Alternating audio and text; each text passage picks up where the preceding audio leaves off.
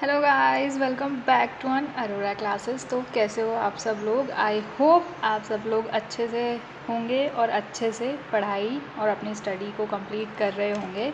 तो आज मैं आई हूँ, जैसे कि आपको आपकी स्क्रीन पे थंबनेल से और टाइटल से, वीडियो के टाइटल से आपको पता चल ही गया होगा कि आज का वीडियो किस बारे में होने वाला है या किस रिलेटेड होने वाला है। तो आज का वीडियो होने वाला है लास्ट मोमेंट स्ट्रेटजी प्लानिंग के बारे में, कि हम लास्ट मोमेंट पे, because our exam is just around the corner, we have rarely like ऐसे 30 to 45 डेज़, ठीक है, जिसमें से हमें रिवीजन भी करना है, मॉक भी निकालने हैं, प्रीवियस ईयर भी करने हैं। तो इसलिए प्रिपरेशन कैसी होनी चाहिए, स्ट्रेटजी क्या होनी चाहिए, टाइम टेबल कैसे बनाना चाहिए, हमारा डेली रूटीन क्या होना चाहिए, dos like what we should do like, ठीक है, और सबसे इम्पॉर्टेंट पार्ट कि हमें क्या नहीं करना चाहिए, ठीक है। ये करना चाहिए, it is important, but what is more important than that is what we should not do, like हमें क्या नहीं करना चाहिए। तो आज हम इसी को इस वीडियो में पूरा ये समझेंगे कि हमें कैसे टाइम टेबल अपना बनाना है, कैसे सेट करना है, स्ट्रेटजी क्या होनी चाहिए और डेली रूटीन हमारा क्या होना चाहिए। एंड वीडियो को लास्ट तक देखना। लास्ट में मैं कुछ टिप्स देने वाली हूँ कि आप कैसे अपनी स्ट्रेटजी कंप्लीट कर सकते हैं, लाइक कैसे पूरा रूटीन सेट कर सकते हैं, जो मैंने मेरे टाइम पे किया था when I was preparing for JRF। Okay, चलो वीडियो को स्टार्ट करते हैं। Firstly I will show you the time table जिसके थ्रू हमें पढ़ना है, जिसके थ्रू हमें हमारी स्टडी को कंप्लीट करना है। उससे पहले अगर आप मेरे चैनल पे न्यू हैं तो please do subscribe to our channel which is Arora classes for NET JRF and press the bell icon along with it so that you will notified whenever I'll upload a video, and do not forget to like my video। Okay, चलो start करते हैं आज का video. पहले I will show the time table.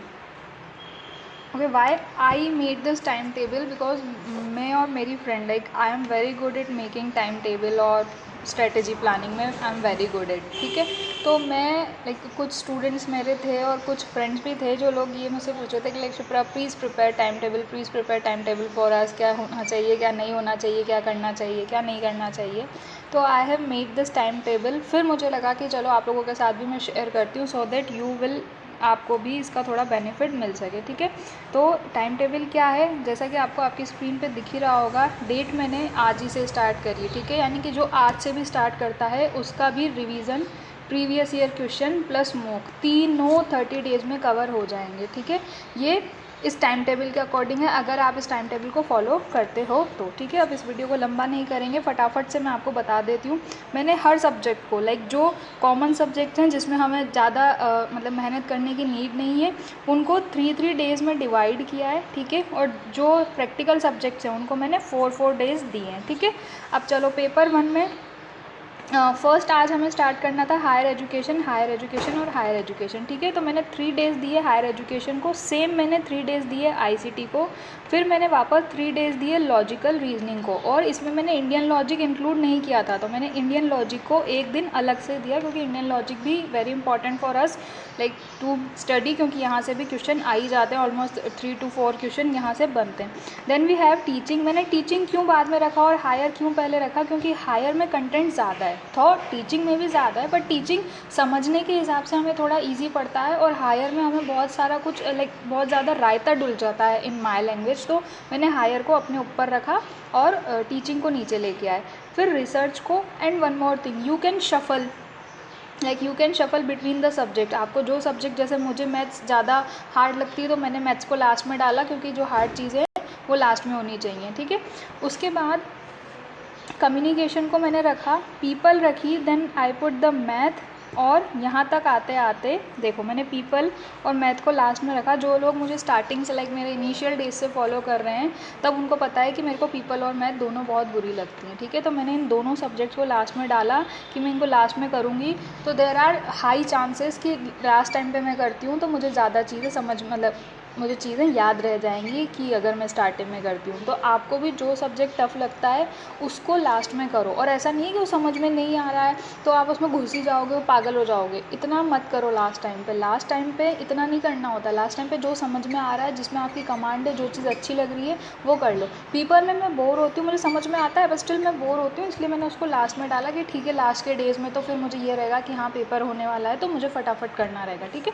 Math को डाला। Then अब आप देखो यहाँ पे 19 तक, दैट मीन्स 19 अप्रैल तक मेरा पेपर 1 का कोर्स कंप्लीट हो चुका है, ठीक है। अब आपने बोला कि मैम इसमें आरसी नहीं है और इसमें डीआई भी नहीं है, तो आरसी तो जो लाइक इंग्लिश मीडियम के जो बच्चे हैं वो आरसी अपने आप ऑटोमेटिक कर लेते हैं, क्योंकि आरसी क्या होती है, रीडिंग कॉम्प्रिहेंशन होता है, आपको एक पैराग्राफ रीड करके उसके आंसर देने होते हैं। डीआई के लिए आई वुड सजेस्ट कि डेली एक डीआई करो, लाइक 5 to 10 मिनट्स निकाल के, मैक्सिमम 10 मिनट्स तो मैंने बहुत ज़्यादा बोल दी, क्योंकि आपको डीआई वहाँ पे भी सॉल्व करनी होती है 5 to 6 मिनट में, ठीक है।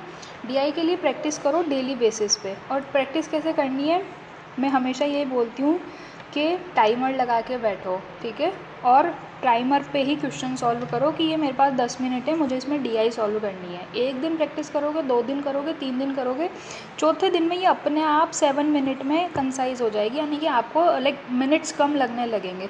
तो अगर पहले ज़्यादा मिनट लग रहे हैं तो डरना मत, बस 10 मिनट से ऊपर मत जाना। अगर 2 क्वेश्चन सॉल्व हो रहे हैं डीआई के, दैट इज़ गुड, 3 हो रहे हैं, दैट इज़ गुड, डरो मत, जितना हो रहा है उतना करो, स्पीड बढ़ाते बढ़ाते डेली डीआई को कवर कर लो। आरसी रीडिंग कॉम्प्रिहेंशन तो करने की नीड नहीं है। अब आप देखो यहाँ तक 19 तक आपका पेपर 1 का कोर्स कंप्लीट हो गया है, फिर आप रिवाइज़ वाला स्टार्ट करो कि अब आपको रिवाइज़ करना है। 19 20 मैक्सिमम खींच के मैं मानते हैं कि 20 हम मान लेते हैं, तो 20 अप्रैल के बाद, लेट मी क्लियर इट, 20 अप्रैल के बाद, ठीक है, आपने अप्रैल में कर लिया, आपकी एग्ज़ाम की डेट है 3 मई, 3 मई से आपका एग्ज़ाम स्टार्ट होने वाले हैं, ठीक है। दिस इज़ फॉर कि जिनका पेपर मान लो इनिशियल डेज़ में ही है, जो पेपर 1 कर रहे हैं जिनका पेपर इनिशियल डेज़ में, तो उनके पास भी अप्रॉक्स 13 डेज़ बचेंगे रिवाइज़ करने के लिए। दैट मीन्स वो डेली की 1 यूनिट तो कंप्लीट कर सकते हैं अगर वो करना चाहें, क्योंकि हो जाती है, हम लोगों ने भी करी थी, ठीक है। उसके बाद जिनका पेपर लास्ट में है, जैसे कॉमर्स वाले specially, because Arora classes commerce पे ज़्यादा फोकस है क्योंकि हमारा पेपर 2 कॉमर्स है, तो आपका हमें भी पता है कि कॉमर्स का पेपर लास्ट में जाता है। तो अगर लास्ट में भी नहीं जाके मैं इसे 10 मई को भी रख देती हूँ ना, तो भी हमारे पास 13 डेज़ तो ये हैं और 7 डेज़ ये हैं, ऑलमोस्ट 20 डेज़ हमारे पास बच जाएंगे इसके बाद में, ठीक है। अब पेपर 2 का टाइम टेबल एक बार चेक कर लेते हैं। देखो पेपर 2 में हम आज से स्टार्ट करेंगे BM HRM, क्या हो गया, started from BM HRM, BM यानी कि BM को 1 दिन में कंप्लीट करो, HRM थोड़ा लेंथी है तो HRM को 2 दिन में कंप्लीट करो।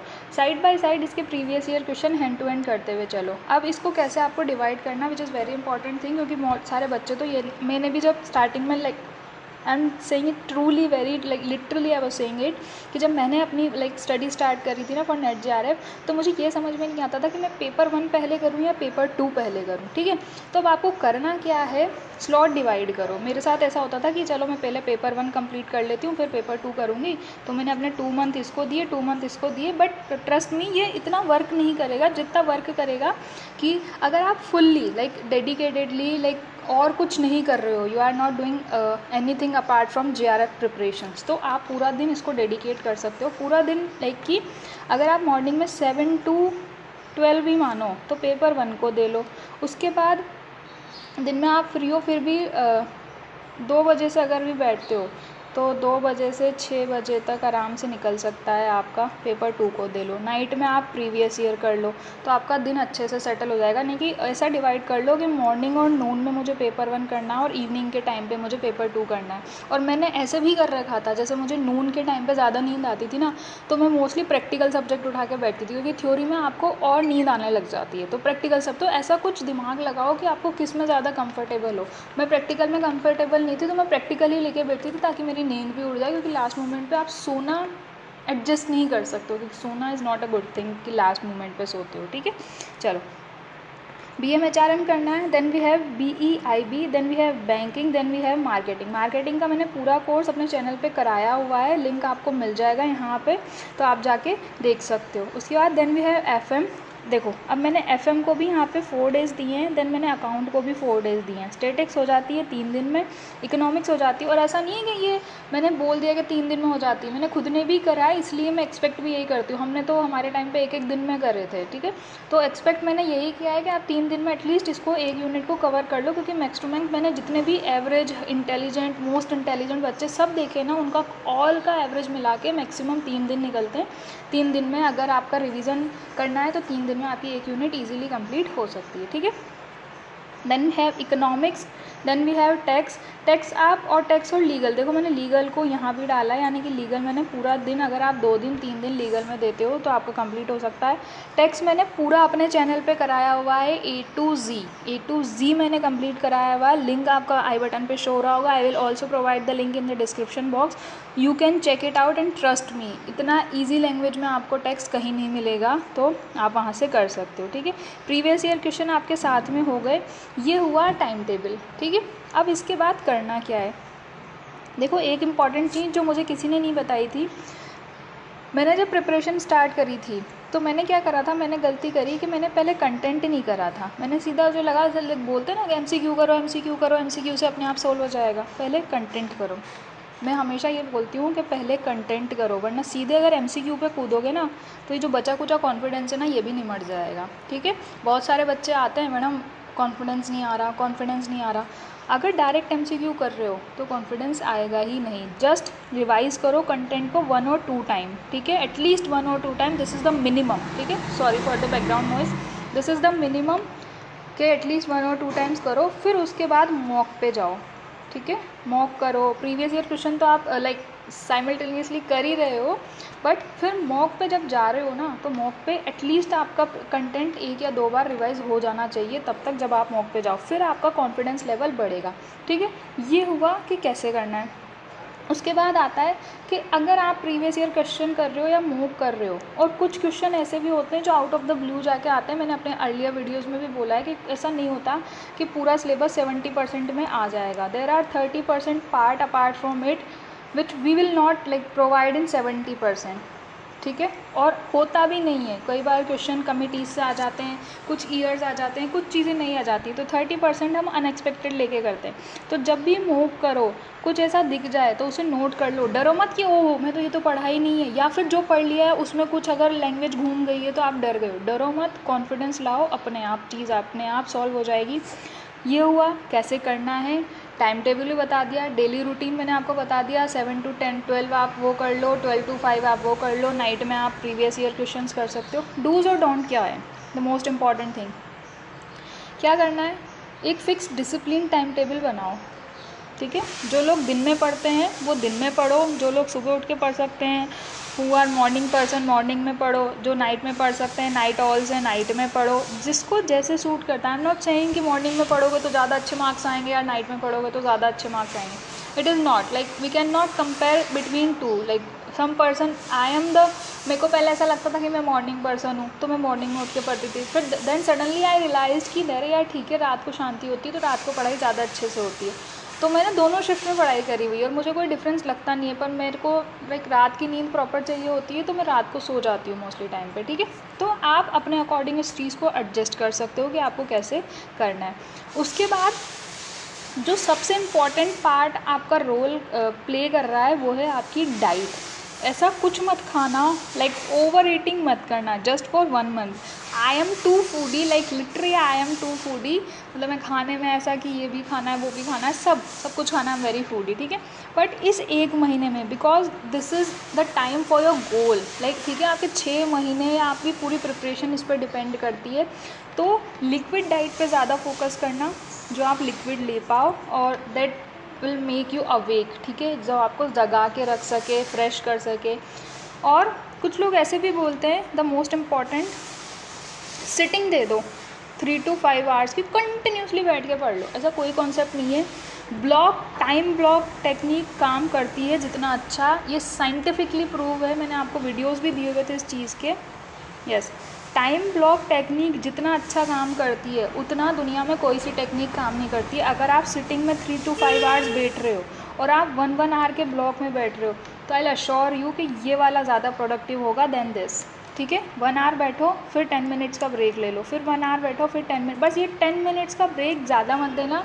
इसमें सोशल मीडिया मत यूज़ करना, सोशल मीडिया को अपनी लाइफ से थोड़े दिन के लिए हटा दो, तो सिर्फ 10 मिनट्स का ब्रेक, जस्ट वॉक अराउंड और इन्वायरमेंट से बाहर मत निकलना, उस जोन से बाहर निकलोगे तो फिर दोबारा फोकस करने में टाइम लगेगा। थोड़ा पेजेस चेंज कर लो, उठ लो, बैठ लो, लाइक पानी वानी पी लो, वॉशरूम जाना है वॉशरूम हो, जो भी आपका, बस 10 मिनट से ज़्यादा मत खींचना, क्योंकि अगर ये 15 मिनट हो गया गलती से, this is also scientifically proved. Why I am saying this, because मैंने जब खुद के लिए किया था तो ये सारी चीज़ें अपनाई थी, लिखी हुई थी कि नहीं शिप्रा 10 से 15 मिनट भी नहीं जाना है, 11 मिनट पे आपको बैठ ही जाना है। 15 मिनट तो आपकी बॉडी में अब आलस आ जाएगा कि यार अब ठीक है थोड़ी देर और देख लेते हैं, कुछ कर लेते हैं, आधा घंटा कर लेते हैं, फिर नहीं आधे घंटे के बाद तो बैठ ही जाएंगे। तो ऐसा कुछ मत करना, 10 मिनट इज़ फिक्स। और आई एम टेलिंग यू, अगर आपने ये कर लिया ना तो आपका एग्ज़ाम क्लियर करने से कोई नहीं रोक सकता इन जस्ट 30 डेज़, ठीक है। तो thank you so much for today's video. If you guys like this video for whatever so reason, please hit the like button and share with your friends, and also do subscribe to our channel which is Aurora Classes for Net JRF. I hope आपको ये video अच्छा लगेगा। मिलते हैं नए video में कुछ नई शॉर्ट ट्रिक्स टिप्स के साथ। I am also planning some tricks, तो लाते हैं कुछ। चलो बाय बाय।